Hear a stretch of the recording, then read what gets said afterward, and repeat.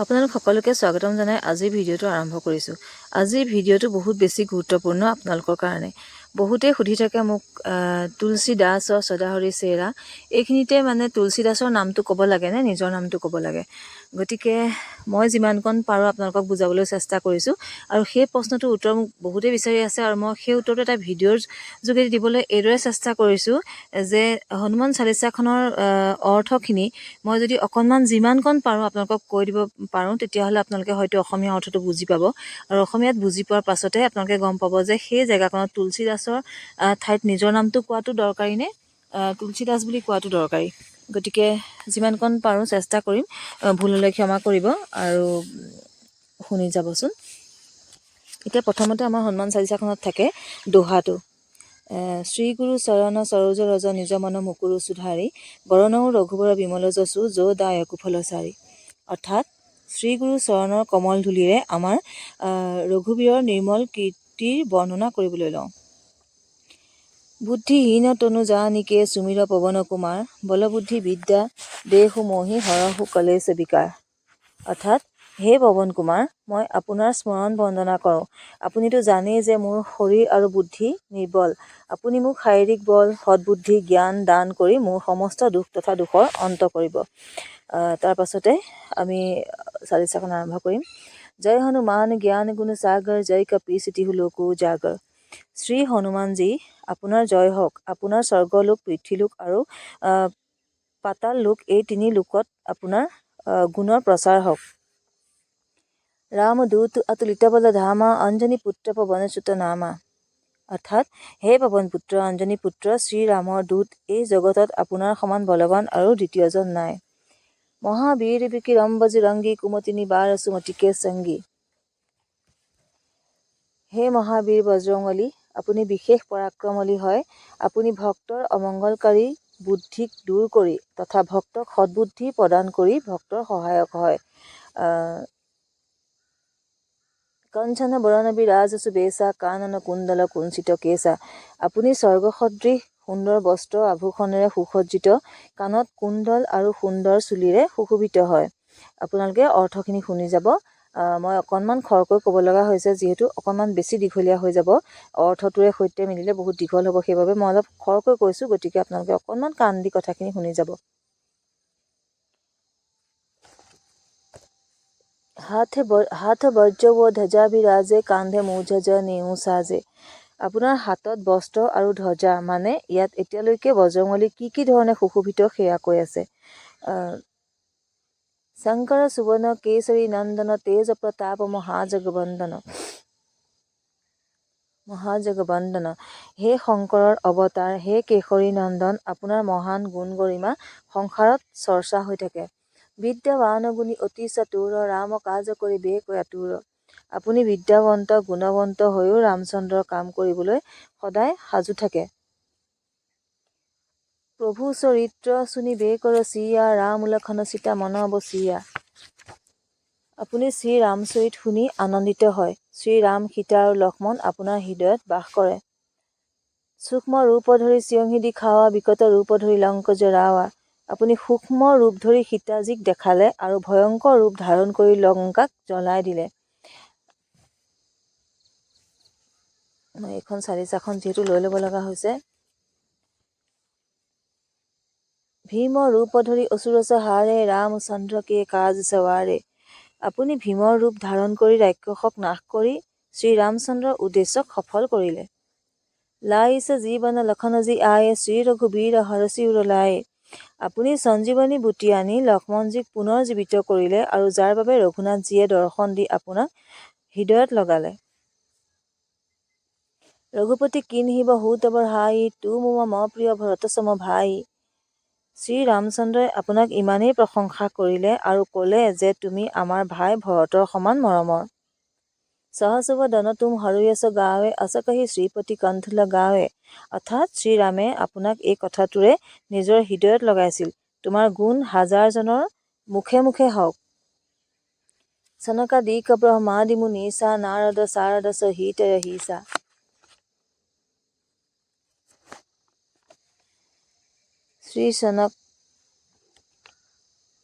শ্ৰী চনক শ্ৰী সনাতন, শ্ৰী নন্দন, শ্ৰী সনত কুমাৰ আদি মুনি, ব্ৰহ্মা আদি দেৱতা, নাৰদজী, সৰস্বতীজী, শেষ নাগজী।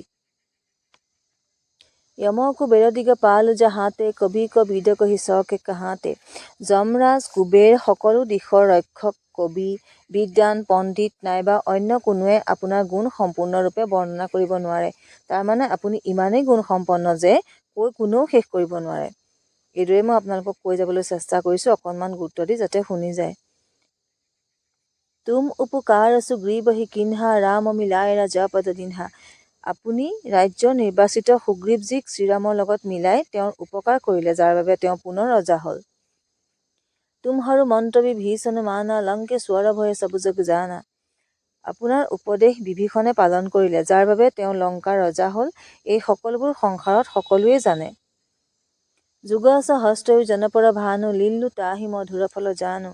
অৰ্থাৎ শ্ৰী সূৰ্য দেৱতা ইমান দূৰত থাকে, শ্ৰী সূৰ্য দেৱতা ইমানেই দূৰত আছে যে তেওঁৰ ওচৰ পাবলৈ হ'লে হাজাৰ যুগ লাগে। ইমান হাজাৰ যুগ দূৰত্বত থকা সূৰ্যদেৱক আপুনি এটা মিঠা ফল বুলি খাই দিছিলে। প্ৰভু মুদ্ৰিকা মেলিমুখ মাহি জলধি লাধি গে আচৰজ নাহি।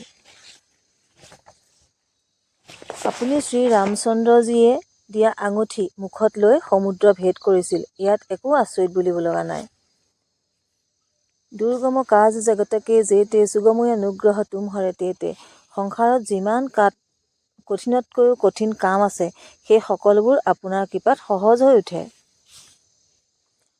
ৰাম দুৱাৰে তুম ৰখৱাৰে হৌত ন আজ্ঞা বিনু পেচাৰে। অৰ্থাৎ শ্ৰী ৰামচন্দ্ৰৰ দুৱাৰত আপুনি প্ৰহৰী হয়, য'ত আপোনাৰ আজ্ঞা নহ'লে কোনো প্ৰৱেশ কৰিব নোৱাৰে। শ্ৰী ৰামৰ কৃপা পাবলৈ হ'লে প্ৰথমে আপোনাক প্ৰসন্ন কৰিব লাগিব। সব সুখ লহে তুম হৰি চৰণা তুম ৰক্ষক কাহুক ডৰনা। আপোনাৰ চৰণলৈ অহা সকলো সুখৰ অধিকাৰী হয়, আৰু আপুনি যাৰ ৰক্ষক হয় তেওঁ কোনো ভয় ৰখাৰ প্ৰয়োজন নাথাকে।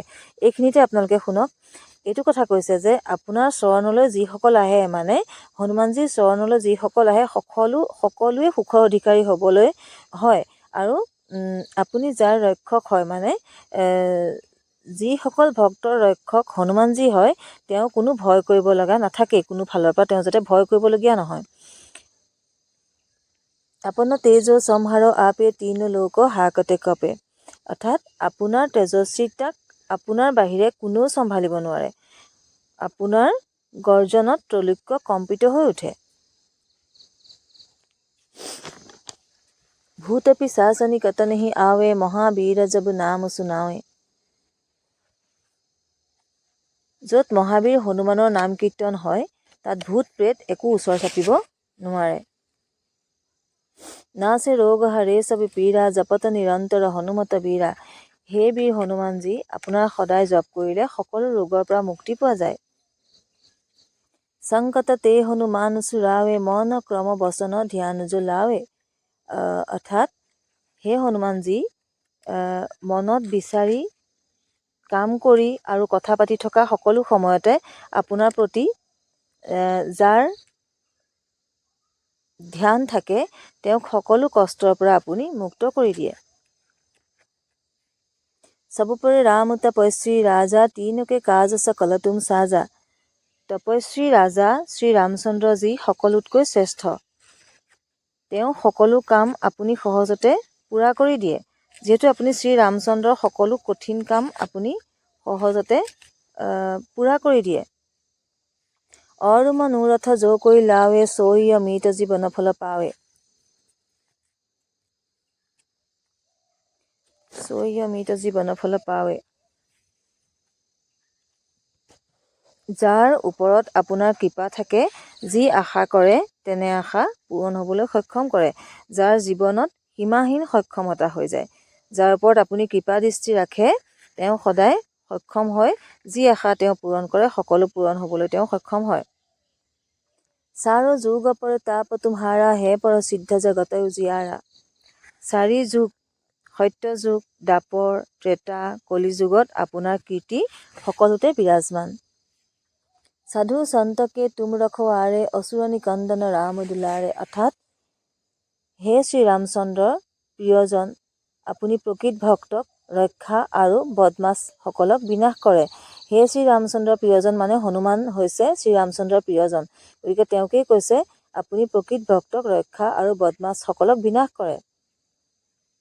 অষ্ট সিদ্ধিনো নিধিকে দাতা অসবৰ দীন জানকী মাতা। অৰ্থাৎ আপোনাক মাতা জানকীজীৰ পৰা এনেকুৱা বৰদান প্ৰাপ্তি হৈ আছে যাৰ পৰা আপুনি 8 সিদ্ধি আৰু 9 নিধি সকলো ধৰণৰ সম্পত্তি দিব পাৰে ভক্তক। ৰামৰে চায়ন তুমহৰে পাছা সদা ৰহো ৰঘুপতিকে দাসা। আপুনি প্ৰতিদিনে শ্ৰী ৰঘুনাথজীৰ চৰণত থাকে আৰু সেইবাবে আপুনি অসাধ্য ৰোগ বুলি কৈছে যাক নাশ কৰা ৰাম নামৰ ঔষধ আছে। তুমহৰে ভজন ৰামক ভাৱে জন্ম জন্মকে দুখ বিচৰাৱে। আপোনাৰ ভজন কৰিলে শ্ৰীৰামজীৰ প্ৰাপ্তি হয় আৰু জন্ম জন্মান্তৰ দুখৰ নাশ হয় বুলি কৈছে। অন্ত কাল ৰঘু বৰপুৰ যাই যাহা জন্ম হৰি ভক্তক হাই। শেষৰ সময়তো মানে অন্তিম সময়তো যদি শ্ৰী ৰঘুনাথজী ধামলৈ যায় আৰু তথাপিও যদি জন্ম লয় ভক্তি কৰে শ্ৰীৰামৰ ভক্ত বুলিয়ে কোৱা হয়। অৰু দেৱতা চিত্তন ধৰি হনুমত সেই সৰ্বসুখ কৰি। হে হনুমানজী, আপোনাক সেৱা কৰিলে সকলো ধৰণৰ সুখ প্ৰাপ্তি হয়। আপোনাক সেৱা কৰিলে অন্য দেৱ দেৱীক সেৱা কৰাৰ প্ৰয়োজনেই নাথাকে।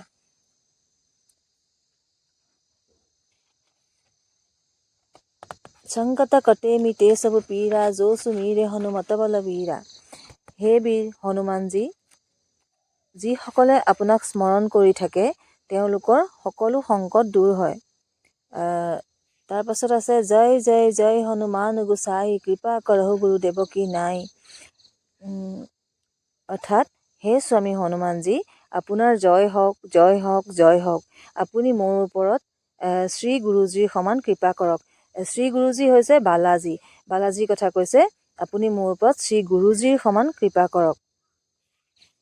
যো সত বাৰ পাঠ কৰে কৈ চুত্ত হিবন্দী মহাসুখ হৈ।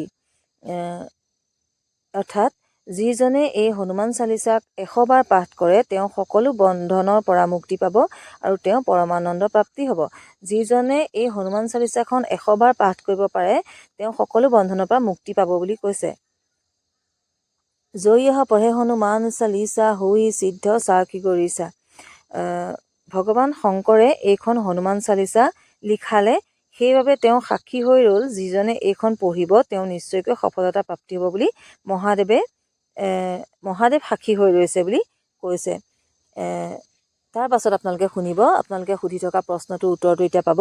তুলসী দাস সদাহৰি চেৰা কি যে নাথ হৃদয় মহদেৰা। এতিয়া হ'ল যে ইয়াৰ অৰ্থটো হৈছে হে নাথ হনুমানজী, তুলসী দাস সদায় শ্ৰীৰামজী দাস আছিলে সেইবাবে আপুনি তেওঁৰ হৃদয়ত বাস কৰক। মানে কথাটো এইটো হৈছে যে হনুমানজীক কৈছে হে নাথ হনুমানজী, তুলসী দাস সদায় শ্ৰীৰামজী দাস আছিলে। মানে সেইকাৰণেইতো হনুমান চৰিতখন হনুমান চালিচাখন তুলসী দাসেইটো লিখিছিলে আমি সকলোৱে জানো। গতিকে তুলসী দাসে যেতিয়া হনুমানজীৰ হৈ হনুমান চালিচাখন লিখি থৈ গৈছে গতিকে সেইবাবেই কৈছে যে হনুমানজী, তুলসী দাস সদায় আপোনাৰ সদায় ৰামজীৰ দাস আছিলে। গতিকে সেইবাবে আপুনি তেওঁৰ হৃদয়ত বাস কৰক। মানে তুলসী দাসৰ হৃদয়ত বাস কৰিবলৈ কৈছে। গতিকে আমি এতিয়া গম পোৱা উচিত যে আমি যদি নিজৰ কথা ভাবোঁ যে হে নাথ হনুমানজী, আমি সদায় শ্ৰীৰামৰ দাস, মানে মই বা আপুনি আমি সদায় নিজৰ দাস, আমি ৰামজীৰ দাস বুলি আমি ক'ব লাগিব হনুমানজীৰ ওচৰত প্ৰাৰ্থনা কৰি। বুজি পাইছেনে? যে আমি শ্ৰীৰামজীৰ দাস। গতিকে আপুনি তেওঁৰ হৃদয়ত বাস কৰক বা মোৰ হৃদয়ত বাস কৰক। সেই বস্তুটো আপুনি কিয় ক'ব লাগিব যে তুলসী দাস ৰামজীৰ হৃদয়ত থাকে বুলি কোৱাৰ কাৰণে হনুমানজীয়ে খুব সোনকালে তেওঁক মানে হনুমানজীক কৈছে তুলসী দাসৰ হৃদয়ত থাকিবৰ কাৰণে। গতিকে তুলসী দাসৰ দৰে যদি আমিও হ'ব পাৰোঁ, তুলসী দাসৰ দৰে যদি আমিও ৰামৰ চৰণ চুব বিচাৰোঁ বুলি কওঁ তেতিয়া হনুমানজীয়ে সোনকালে চকু মেলি চাব। আচলতে অৰ্থটো মই সেইটোৱে পাইছোঁ। যদি মোৰ ভুল হৈছে ক্ষমা কৰিব। মই যিখিনি বুজি পাইছোঁ মোৰ ফালৰ পৰা আপোনালোকক অকণমান কিবা সহায় হ'ব বুলি ভাবি পেলাই মই অৰ্থ অকণমান ক'বলৈ চেষ্টা কৰিলোঁ। আৰু যদি মোৰ ভুলো হৈছে প্লিজ আপোনালোকে কমেণ্টত জনাই দিব মোৰ ভুলটো শুধৰাই পেলাই। তাৰ শেষত এটা দোহা আছে নহয়নে? শেষৰ দোহাটো পৱনতনয় সংকট হৰণ মংগল মূৰতি ৰূপ ৰাম লক্ষণ সীতা সহিত হৃদয়ৱ সহস্ৰ ভূপ। এতিয়া ইয়াত কৈছে দোহাটোৰ অৰ্থ, হে সংকট মোচন পৱন কুমাৰ, আপোনাৰ আনন্দদায়ী মাংগলিক ৰূপ হে দেৱৰাজ, আপুনি শ্ৰী ৰাম সীতাজী আৰু লক্ষ্মণৰ লগত মোৰ হৃদয়তো বাস কৰক। শেষত এইটো কথা কৈছে, হে পৱন কুমাৰ, আপোনাৰ আনন্দদায়ী মাংগলিক ৰূপটোত দেৱৰাজ, হে দেৱৰাজ, আপুনি শ্ৰী ৰাম সীতা আৰু লক্ষ্মণৰ লগত মোৰ হৃদয়তো বাস কৰক। শ্ৰী ৰাম সীতা আৰু লক্ষ্মণৰ লগতে, লগত নহয় লগতে, ৰাম সীতা আৰু লক্ষ্মণৰ লগত যিদৰে আপুনি বাস কৰিছে অন্তৰত, মোৰ অন্তৰতো আপুনি বাস কৰক। এইদৰে শেষত কৈছে আৰু ইতি শ্ৰী হনুমান চালিচা সমাপ্ত। গতিকে আপোনালোকক মই অকণমান এই কথাটোৰ প্ৰশ্নটোৰ উত্তৰ দিবলৈ চেষ্টা কৰি আজি হনুমান চালিচাখনৰ অকণমান অৰ্থ ক'বলৈ চেষ্টা কৰিলোঁ। মই ভাবিছোঁ আপোনালোকৰ অকণমান সহায় হ'ব। অকণমান খৰকৈ পঢ়িব লগা হ'ল, ক'ব লগা হ'ল, কিয়নো বহুত বেছি দীঘলীয়া হৈ গৈছে অৰ্থখিনিৰ লগত মিলাই পেলাই। গতিকে কেনেকুৱা পালে আপোনালোকে প্লিজ কমেণ্ট কৰি জনাবলৈ নাপাহৰিব। আৰু যদি আপোনালোকৰ মোৰ এই অৰ্থখিনি বুজি পাইছে, ভাল লাগিছে, আপোনালোকৰ কিবা সহায় হৈছে, তেতিয়াহ'লে প্লিজ লাইক, কমেণ্ট, শ্বেয়াৰ আৰু ছাবস্ক্ৰাইব কৰিবলৈ নাপাহৰিব। ধন্যবাদ। আজিলৈ আহোঁ পুনৰ এটা নতুন ভিডিঅ'ৰ সৈতে আপোনালোকৰ মাজলৈ অতি সোনকালে আহি আছোঁ। ধন্যবাদ।